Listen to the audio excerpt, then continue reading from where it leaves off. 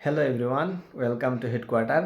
আজকে যে বিষয়টা নিয়ে আলোচনা করব সেটা হচ্ছে ট্রাম্প বা আমেরিকা প্রস্তাবিত চলমান রাশিয়া ইউক্রেন যুদ্ধের বন্ধের জন্য 28 দফা শান্তি পরিকল্পনা। তো আমি এক একটা ধারা নিয়ে বিস্তারিত আলোচনা করার চেষ্টা করব এবং আলোচনার পরবর্তীতে আপনারাই বুঝতে পারবেন যে সেটা কাকে কতটুকু সুবিধা দিচ্ছে বা ভবিষ্যতেও এই শান্তি পরিকল্পনাটা যদি স্বাক্ষরিত হয় তাহলে এটা কি তাদের মধ্যে শান্তি ধরে রাখতে পারবে কিনা, অথবা সেটা কি রাশিয়াকে ভবিষ্যতে আবার আক্রমণের সুযোগ করে দিবে কিনা। তাহলে চলুন শুরু করি। প্রথম ধারায় বলা হচ্ছে যে ইউক্রেনের সার্বভৌমের স্বীকৃতি, মানে ইউক্রেন একটা সার্বভৌম রাষ্ট্র হিসেবে টিকে থাকবে, তার সকল সিদ্ধান্ত নেওয়ার ক্ষমতা তার নিজের থাকবে, যেটা আমরা সচরাচর সার্বভৌমের স্বীকৃতি হিসাবে জানি সেটা। 2 নম্বর ধারা হচ্ছে যে ইউক্রেন রাশিয়া ইউরোপের মধ্যে একটি পূর্ণাঙ্গ অনাক্রমণ চুক্তি হবে, মানে ইউক্রেন কখনো রাশিয়ার দিকে আক্রমণ করবে না, রাশিয়া কখনো ইউরোপ বা ইউক্রেনের দিকে আক্রমণ পরিচালনা করবে না, সেটা দ্বিতীয় ধারার উল্লেখ করা আছে। 3 নম্বর ধারা হচ্ছে রাশিয়া প্রতিবেশী দেশে আক্রমণ করবে না, মানে সরাসরি যে নেটোভুক্ত যে দেশগুলো আছে তার প্রতিবেশী দেশ, যেমন লিথুয়ানিয়া, লাটভিয়া, তারপর পোল্যান্ড, ইউক্রেন, এগুলাতে আক্রমণ পরিচালনা করবে না। চতুর্থত বলা হচ্ছে যে যুক্তরাষ্ট্রের মধ্যস্থতায় রাশিয়া নেটো নিরাপত্তা আলোচনার নতুন কাঠামো গঠিত হবে। তার মানে এখানে অলরেডি একটা কাঠামো বিদ্যমান আছে, তারপরও যুক্তরাষ্ট্র তার নিজস্ব স্বার্থ, নিজস্ব কিছু স্টেক বাড়িয়ে নেওয়ার জন্য সে আরেকটা কাঠামো গড়তে চাচ্ছে, যেখানে সে নিজে এবং রাশিয়ার মধ্যে একটা চুক্তি বা একটা আন্ডারস্ট্যান্ডিং থাকবে, যাতে তারা একসাথে এই অঞ্চলটায় কাজ করতে পারে, সেজন্য মানে নেটোর বাইরে গিয়ে। পরবর্তীতে বলা হচ্ছে 5 নাম্বার ধারায় ইউক্রেন শক্তিশালী নিরাপত্তা নিশ্চয়তা পাবে। এখানে নিয়ে সন্দেহ আছে যে ইউক্রেনের শক্তিশালী নিরাপত্তা বলতে আসলে কি বোঝাচ্ছে, এই ধারাটা খুবই স্পষ্ট, এটা নিয়ে বিস্তারিত তেমন কিছু বলা হয় নাই। আমরা সামনের দিকে যদি আরও যখন ধারাগুলো বলবো তখন আরও বিস্তারিত জানতে পারবো যে শক্তিশালী নিরাপত্তা বলতে কি বোঝাচ্ছে। যেমন নেটোর যে আর্টিকেল 5 আছে, ইউক্রেন কি ওইরকম কোনো ধারা পাবে যে শর্ত ভঙ্গের পরেও যদি পরবর্তীতে রাশিয়া যদি আক্রমণ করে তাহলে তাকে প্রতিহত করবে কে, কীভাবে তারা প্রতিহত করবে, ইউক্রেনের নিরাপত্তা গ্যারান্টিটা কী, সেটা নিয়ে বিস্তারিত আলোচনা করা হয় নাই। 6 নম্বরে বলা হচ্ছে যে ইউক্রেনের সেনাবাহিনী সর্বোচ্চ 4 লাখে সীমাবদ্ধ থাকতে পারবে। এটা খুবই ইম্পর্ট্যান্ট যে ইউক্রেন কখনো তার সেনাবাহিনীর সংখ্যা 4 লাখের বেশি বাড়াইতে পারবে না। তাহলে আমরা ধরে নেই যে রাশিয়ার সেনাবাহিনী বর্তমানে প্রায় 20 লাখের মতো, আর ইউক্রেনের মাত্র 4 লাখ, সেটা খুবই 5 ভাগের আর 1 ভাগের মতন, খুবই কম। তাহলে ভবিষ্যতে যদি আক্রমণ পরিচালনা করে রাশিয়া, তাহলে এই সেনাবাহিনী নিয়ে ইউক্রেন কীভাবে টিকে থাকবে তাদের এখানে। পরবর্তীতে বলা হচ্ছে যে 7 নম্বর ধারায় ইউক্রেনের সংবিধানে লিখে দেবে যে তারা নেটোতে যোগ দেবে না, নেটো কখনো ইউক্রেনকে নেবে না, এটা মোস্ট ইম্পর্ট্যান্ট। যেমন যদি সেটা সংবিধানে লেখা থাকে যে আমি কখনো নেটোতে যোগ দিব না, তাহলে কিন্তু ইউক্রেনের পরবর্তী কোনো সরকার বা বর্তমান সরকার সেটা নিয়ে কোনো পরিকল্পনা করতে পারবে না বা কাজ করতে পারবে না। এটা সংবিধানের বাইরে, মানে সংবিধানের বিরুদ্ধে হয়ে যাবে, যেটা রাষ্ট্রদ্রোহের মতন অবস্থা।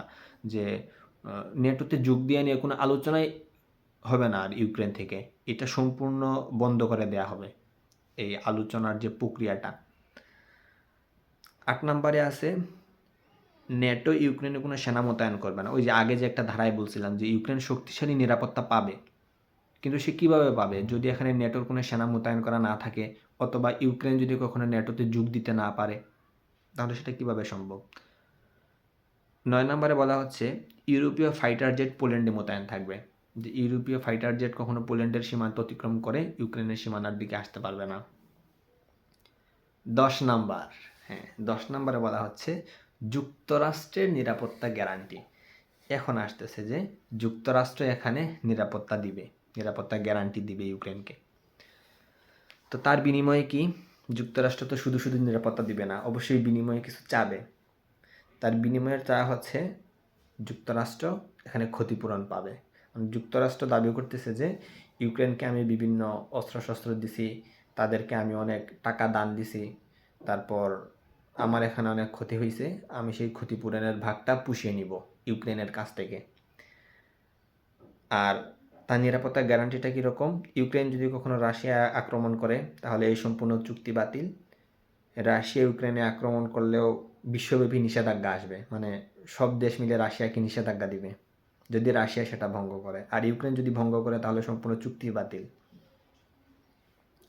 11 নম্বর ধারায় বলা হচ্ছে ইউক্রেনের কোনো ইউ সদস্য পদের অধিকার থাকবে, কিন্তু অন্যান্য যারা সম্পূর্ণ সুযোগ সুবিধা পায় ইউরোপীয় ইউনিয়নের, ইউক্রেন ওই রকম কোনো সুযোগ সুবিধা পাবে না, নামমাত্র সদস্য পদের অধিকার থাকবে।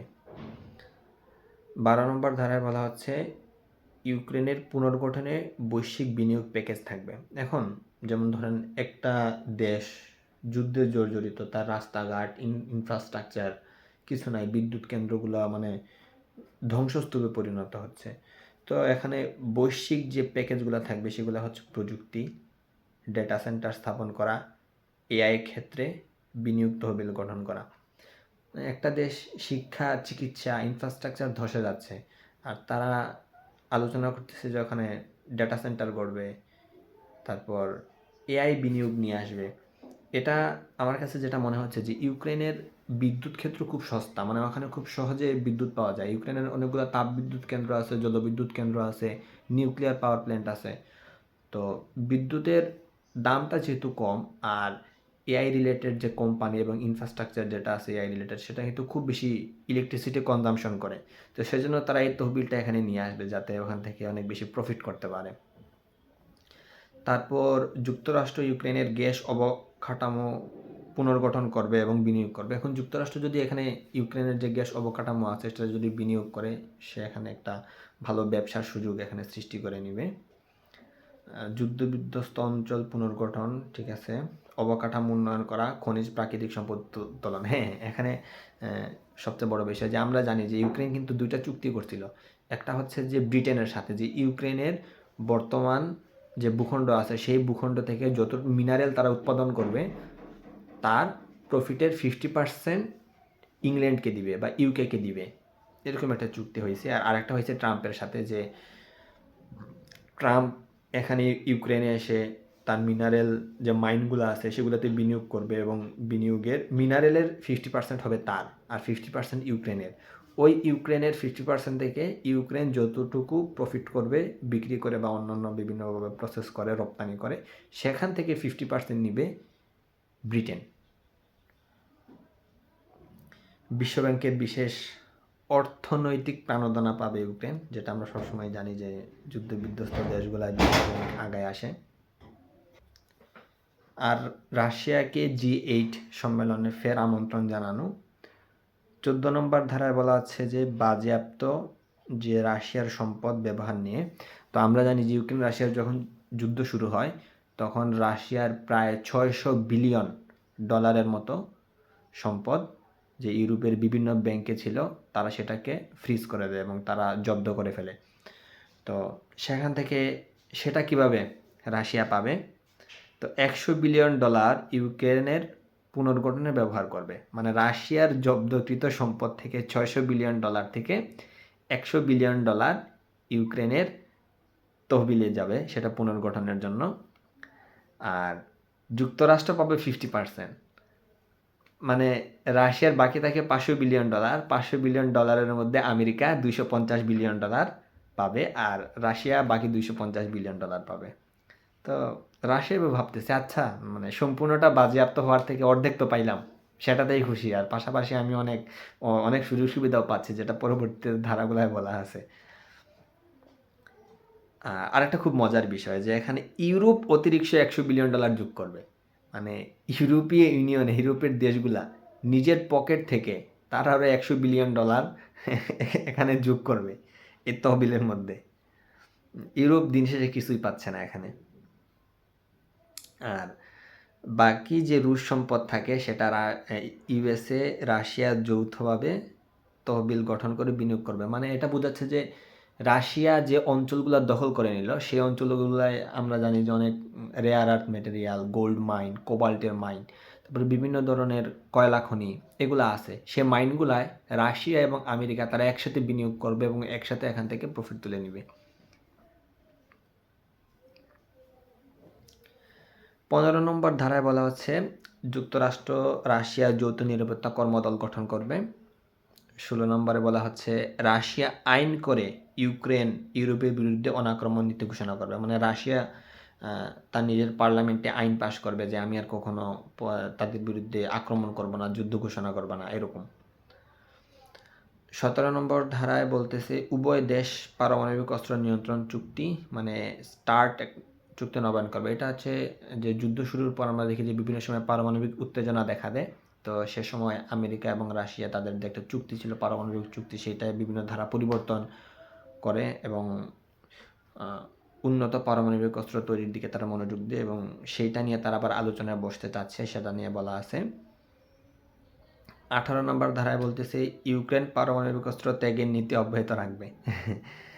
এটা খুব একটা মজার আর একটা ধারা। যেমন আমরা জানি যে যখন সোভিয়েত ইউনিয়ন ভেঙে যায় তখন কিন্তু ইউক্রেনের হাতেও প্রায় 100-র অধিক পারমাণবিক অস্ত্র ছিল।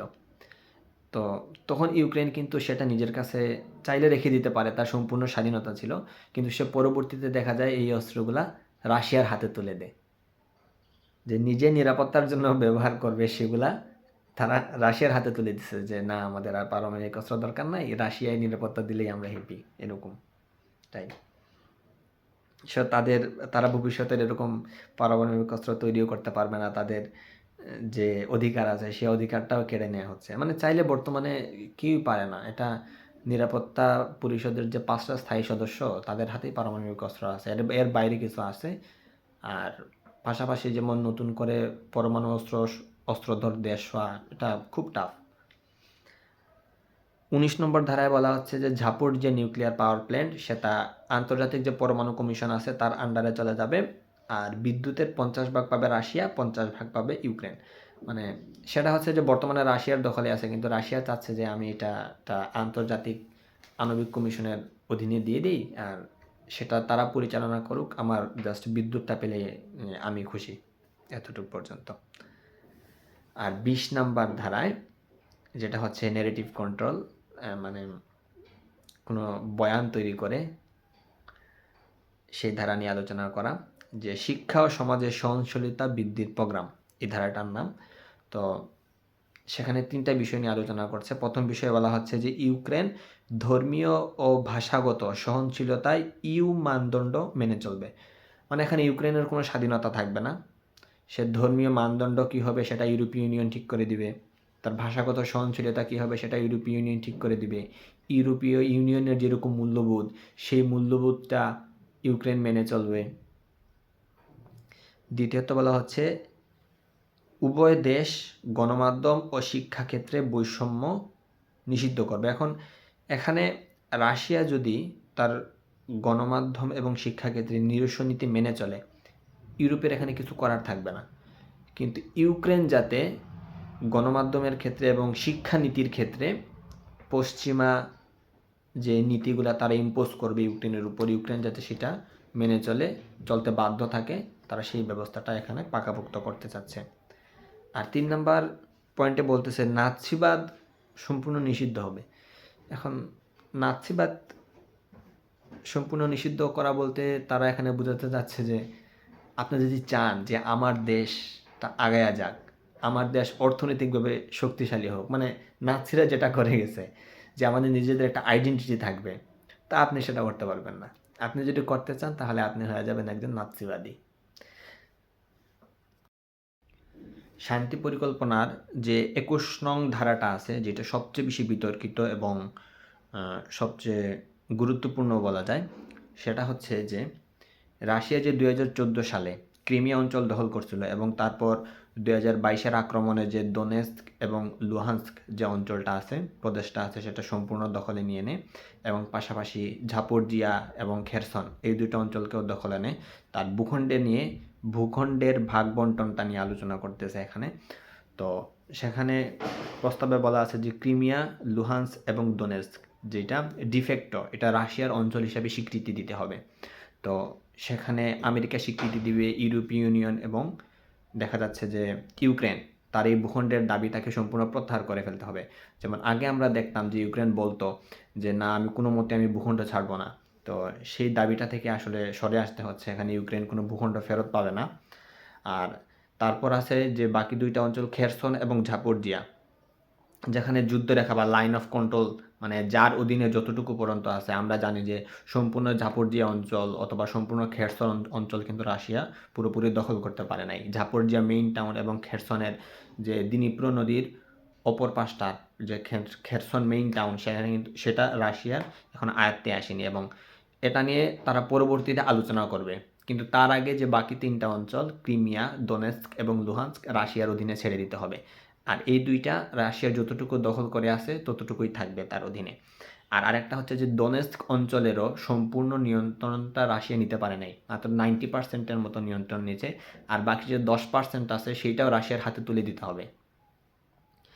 তারপর আসছে যে ভবিষ্যতে কেউ 22 নম্বর ধারায় সীমানা নিয়ে বল প্রয়োগ করতে পারবে না বা সীমানা পরিবর্তন করতে পারবে না। মানে এখানে স্পষ্ট বলে দেওয়া হচ্ছে যে তিনটাকে ইউক্রেন স্বীকৃতি দিবে রাশিয়ার অংশ হিসাবে, কিন্তু বাকি যে দুইটা আছে ওইটা নিয়েও কখনো ইউক্রেন কথা বলতে পারবে না, অথবা সীমানা নিয়ে কোনো বল প্রয়োগ ইউক্রেন করতে পারবে না। তারপরে আছে যে কৃষ্ণ সাগর দিয়ে ইউক্রেনের জন্য সহজে শস্য রপ্তানি করে, যে আমরা জানি যে ইউক্রেনের একমাত্র বন্দর নগরী হচ্ছে ওডেসা। এই ওডেসা দিয়েই ইউক্রেন তার সমস্ত বৈদেশিক বাণিজ্য করে থাকে। তারপরে 24 নম্বর ধারায় আছে যেটা মানবিক কমিটি ঘোষণা করা হবে। তা মানবিক কমিটির ধারাগুলো কি? সকল যুদ্ধবন্দীদের দিয়ে দিবে। তার মানে প্রথমত রাশিয়ার হাতে যত ইউক্রেনীয় সেনা বন্দী আছে তাদেরকে ছেড়ে দিবে। ইউক্রেন তার যত বন্দী রাশিয়ান সেনা আছে তাদেরকে মুক্তি দিয়ে দিবে। তারপর আছে যে সব শিশুদের ফেরত দিতে হবে। তো আমরা জানি যে রাশিয়া যখন ইউক্রেনের অঞ্চলগুলা প্রথম দিকে দখল করে নেয়, তখন ওখান থেকে কিন্তু সকল শিশুদেরকে রাশিয়া ধরে রাশিয়ার মূল ভূখণ্ডে নিয়ে যায়। সেই শিশুদেরকে ইউক্রেন ফেরত চাচ্ছে। আর আছে 3য় নম্বরে বলা হচ্ছে যে যুদ্ধের শিকারদের সহায়তা, মানে যুদ্ধে যারা আহত হয়েছে তাদেরকে সহায়তা প্রোগ্রাম করবে উভয় দেশই। 25 নম্বর ধারায় আছে, এটা অনেকটা ইম্পর্টেন্ট, যেটা হচ্ছে ইউক্রেন 100 দিনের মধ্যে নির্বাচন দিতে হবে। তার মানে বর্তমানে যে জেলেনস্কি সরকার আছে, জেলেনস্কি সরকার ক্ষমতায় থাকবে না। এই জায়গায় হয়তো রাশিয়া এবং আমেরিকার অনুগত একজনকে ক্ষমতায় বসানো হবে 100 দিনের মধ্যে নির্বাচন দিয়ে, খুব তড়িঘড়ি নির্বাচন। যেটা যে যদি দেখা যায় যে ডিসেম্বরের 1 তারিখে শান্তি চুক্তি স্বাক্ষর হয়ে গেছে দুই দেশের মধ্যে, তাহলে সেটা কিন্তু 100 দিনের মধ্যে নির্বাচন দিয়ে দিতে হবে, এরকম চুক্তির ধারায় বলা আছে।